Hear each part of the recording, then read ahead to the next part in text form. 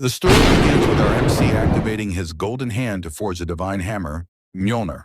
For those unfamiliar, Mjolnir is Thor's legendary weapon in Norse mythology. As he forges this sacred relic, two magical circles appear, shaping its creation.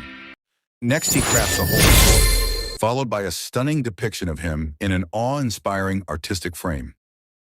The narrative then shifts to our MC's life in his new home, which has two sections, his shop and his living quarters. We learn that his name is Vil Craft, quite an unusual name. However, his routine is abruptly shattered when he receives devastating news from his future wife, Sirikal Hassan. She tells him that she wants to break off their engagement. Vil is stunned, reminding her that their marriage was arranged by their parents. He was meant to inherit his father's business, while she was expected to uphold the Hassan Trading Company. How could she abandon everything? But Sirikal reveals that she has found the man she truly wants. As she speaks, a man steps forward and touches her inappropriately. At this moment, we are introduced to an ugly, loser figure, resembling a typical bully from revenge manhwas. He greets Vil smugly, and to Vil's horror, he recognizes the man.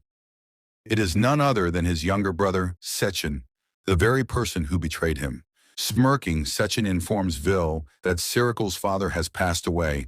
Then Koli states, "You chose work over her." The girl says that the ugly guy cared about her when she was left alone, unlike him. Vil tells them that he was trying to rebuild the Hassan Trading Company for the sake of the MC and the girl's future. The ugly bastard then remarks that it was just a coincidence that a high-ranking figure visited Vil's shop, leading to his newfound fame. The MC sighs and tells him that it wasn't a coincidence. The girl says no, but Vil acknowledges that she understands what he meant. Then comes the huge twist. The girl reveals to Vil that after her guardian's death, she worked harder than him. Vil grows frustrated with them, as they have merely built a home and a new workplace. The ugly bastard then tells Vil to leave, stating that this place will now become his home and workplace. In frustration, Vil yells at him, insisting that he should live in her house instead, since it rightfully belongs to Vil. The ugly guy then tells the MC that he is now the head of the household and reveals to Vil that the girl is pregnant with his child. Furious, Vil lunges at the ugly man and grabs his collar, but the ugly man warns him to shut up or he'll break him. Disgusted, Vil lets go and leaves. The girl calls out for him to stop, but Vil wonders what she could want. She explains that she needs equipment and materials for the swords that the ugly man will forge. With clear disdain, Vil nods and tells her to take whatever she needs. The MC, now resigned, walks out of the workplace and announces that it is no longer his, closing the door behind him. Moments later, there is a knock at the door. As it opens, a stunning woman who looks like a princess enters and asks for Vil. Poor girl, she doesn't realize that Vil has been banished from this place. The ugly man and the girl stare in shock, for the woman standing before them is none other than Princess Anaros. The princess had forgotten that Hopusai was the name of the store. She arrived to greet Vil, who had just opened a new shop. The ugly one, confused, wondered why a princess would visit Vil's establishment. Noticing Vil's ex-wife, the princess acknowledged her lineage as the daughter of the Hassan Trading Company. Her words carried an air of curiosity, yet authority, making the ex-wife look up in disbelief. As she admired Vil's accomplishments, the ex-wife hesitated, caught between conflicting thoughts about whether he was an extraordinary man or something else entirely. The ugly one, eager to assert himself, interjected to declare that the engagement was over and that he was now the new owner of the place. The princess responded with a knowing smile, questioning whether Vil had truly severed the engagement before addressing the ugly one's apparent attempt to step into Vil's role. With misplaced confidence, the ugly one nodded and stretched out his hand for a handshake. His posture was exaggerated, almost comical, as he awaited a response. The princess, however, she was clearly not impressed. Instead, she burst into laughter, mocking his thin arms and comparing them to a stick from Minecraft. Her final remark left both the ex-wife and the ugly one embarrassed, their downfall fitting given their treatment of Vil. As she walked away, the two exchanged stunned glances, humiliated by the unexpected turn of events. A large gathering of guards welcomed the princess as she arrived.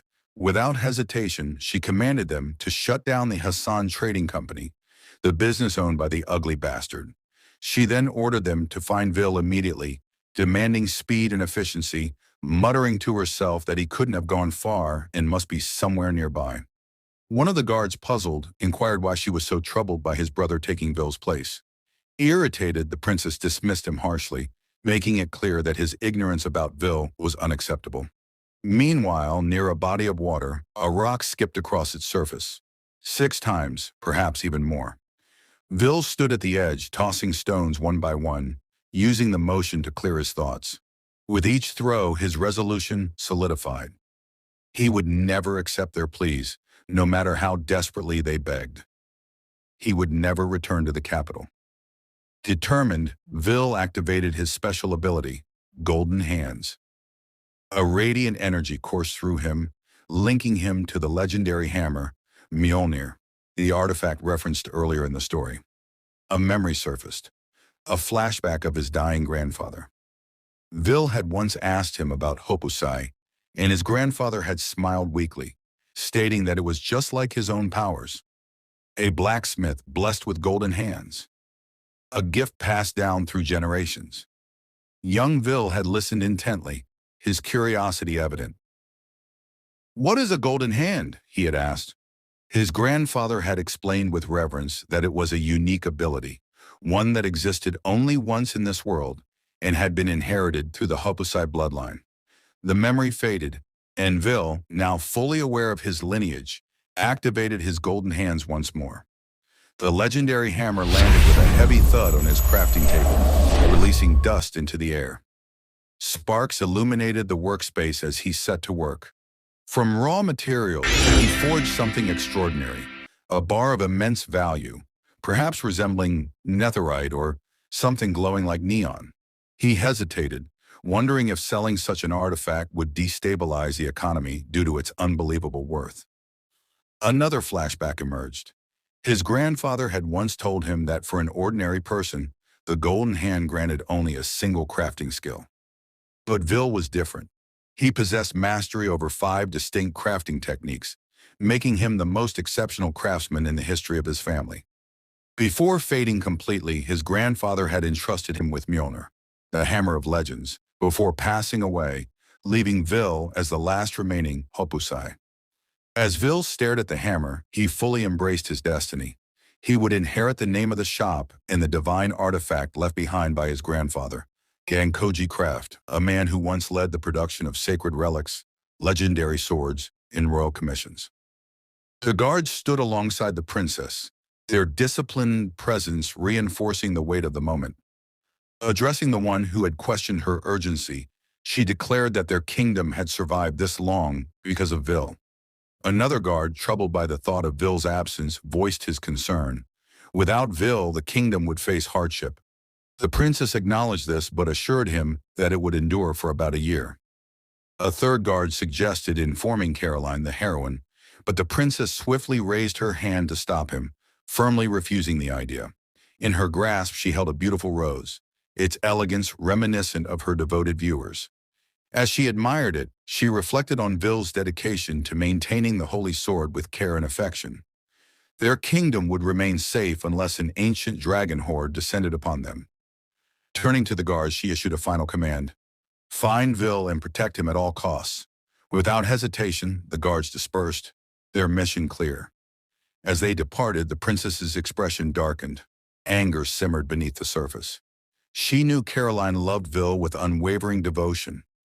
Once she discovered he was single again, she would undoubtedly pursue him and cherish him. But the princess wasn't about to let that happen. She whispered to herself, determined to act faster than Caroline or any other woman eager to claim Vil for themselves.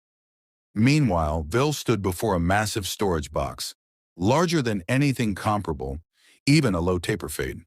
With Mjolnir in hand, he activated its mechanism and placed his earnings safely in the bank. Relief washed over him. The ugly one would now bear the burden of managing Hokusai's shop, freeing Vil from the relentless exhaustion of working nonstop. A smile tugged at his lips.